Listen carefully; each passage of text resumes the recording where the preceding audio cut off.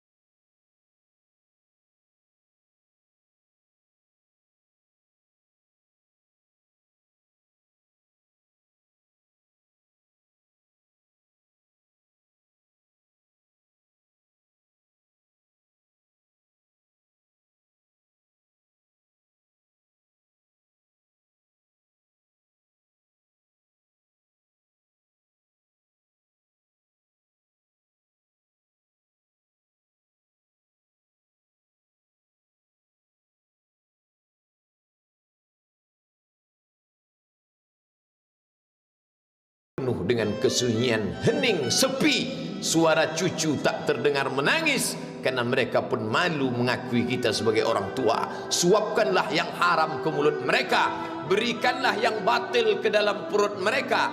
Itu hanya akan menjadi azab di dunia sebelum hari kiamat tiba. Ish ma syi'ta, hiduplah sesuka hatimu. Ish ma syi'ta, apa yang mau kau makan, makanlah. Apa yang akan kau bekerjakan, kerjakanlah. Fa innaka mayyit, tapi ingat, kau akan menjadi mayat, kau akan mati. Semua akan diminta pertanggungjawaban di hadapan Allah Subhanahu wa taala. Hari ini orang boleh tertawa, hari ini orang boleh merasa dunia dia yang punya, tapi sampai masanya yang hijau akan berubah menguning, yang kuning akan mati, yang mati akan menjadi debu, yang debu ditiup angin hampa tak bermakna. Lalu apa yang akan dibawa menghadap Allah Subhanahu wa taala? Amal saleh. Kalau pernahlah mulut itu membaca sepotong dua potong ayat sebelum berangkat bekerja, kalau sempatlah masuk ke kamar mandi mengambil air wudhu, solat sunat duha sebelum berangkat bekerja, kalau sempatlah ketika duduk dalam suasana santai membuka iPad, lalu dibuka Quran digital sambil melihat beberapa ayat, merenungkan maknanya, mengingat mati, kalau sempatlah mulut mengucapkan subhanallah wa bihamdihi subhanallahil azim, kalau sempatlah anak istri dibawa ke masjid iktikaf mendengarkan pengajian, kalau sempatlah beberapa persen dari pendapatan itu dilimpahkan ke rumah anak yatim panti jompo masjid, kalau sempatlah beberapa meter tanah dibeli untuk pembebasan mendirikan rumah Allah, kalau sempat memberikan beberapa karpet untuk rumah yang selalu ditinggalkan, kalau sempatlah membelikan beberapa kilo beras untuk yatim piatu dan panti jompo, itulah yang akan menolong di hadapan Allah. Adapun rumah besar dengan beberapa semen, dengan beberapa busi yang banyak, semua akan menjadi tinggal kenangan. Mereka akan menjual, membagi-baginya.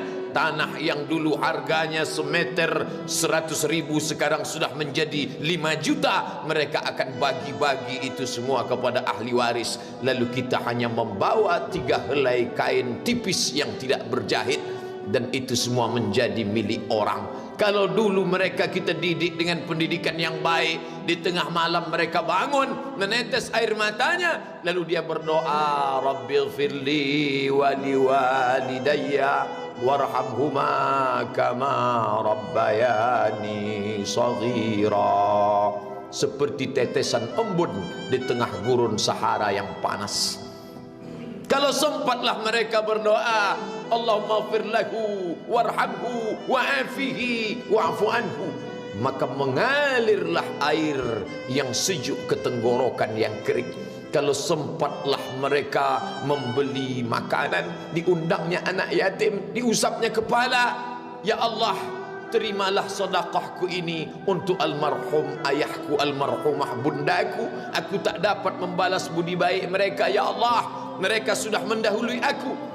Maka akan mengalirlah itu sebagai perlipur lara di tengah alam barzakh sementara kiamat tiba. Tapi kalau mereka hanya dididik dengan keduniawian, dididik dengan kemewahan, disumbat mereka dengan materi, tak pernah diingatkan pada mati, ketika kita mati, mereka pun juga akan mati perasaan ingatannya. Paling celaka lagi, mereka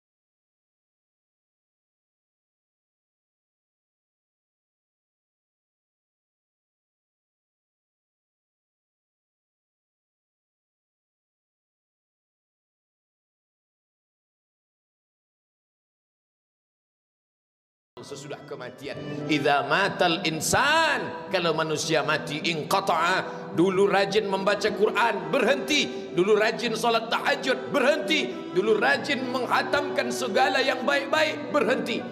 Tapi ada yang tetap mengalir. Di antara yang mengalir itu adalah shadaqatun jariyah.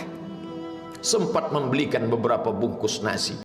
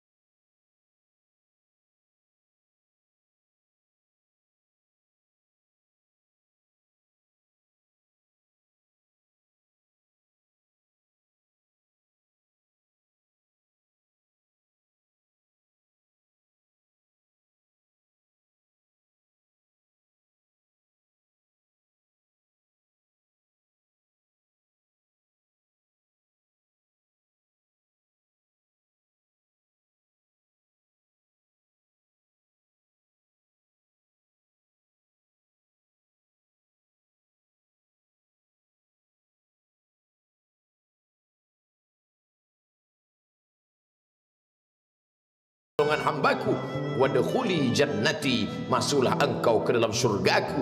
Saat itu ruh keluar dari badan seperti tetesan air di hujung daun yang lembut menetes.